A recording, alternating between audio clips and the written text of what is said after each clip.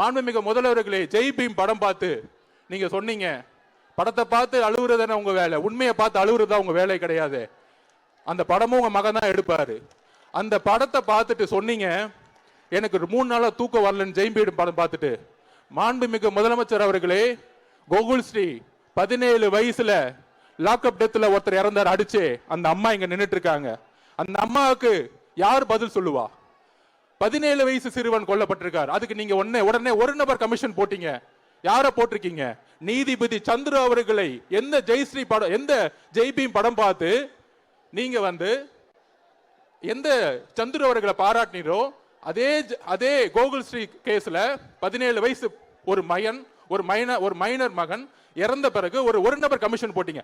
அந்த ஒரு நபர் கமிஷனோட அறிக்கை ஏன் வெளியே வரவில்லை? ஏன் வெளியே வரல? ஊடகம் இதை நோக்கி கேட்க வேண்டும்.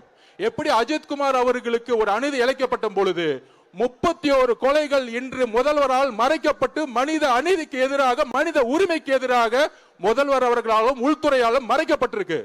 இந்த 31 உண்மைகள் வெளியே வர வேண்டும். அந்த 31 தாயோட கண்ணீர்கள் வெளியே வர வேண்டும். எங்களுக்கு உண்மைகள் வர வேண்டும். உங்க அரசியல், எலெக்ஷன், தேர்தல் இதெல்லாம் அப்புறம் வச்சுக்குவோம். ஆனால் உள்துறை அமைச்சராக இருக்கக்கூடிய நீங்கள், எதிர்கட்சி கூட்டணி கட்சியெல்லாம் சொல்றாங்களே காவல்துறை மேல கடுமையான விமர்சனம். காவல்துறை மீது தவற இந்த சுட்டி காட்டுறது முக்கியம். காவல்துறை நிர்வகிக்கக்கூடிய தலைவர் யார்? அந்த உள்துறை அமைச்சர் 31 நிரபராதிகளுக்கும் ஒரு முடிவை சொல்ல வேண்டும். முடிவை சொல்ல என்றால் எங்க தலைவர் தமிழகம் முழுவதும் மிகப்பெரிய போராட்டத்தை நடத்துவார்.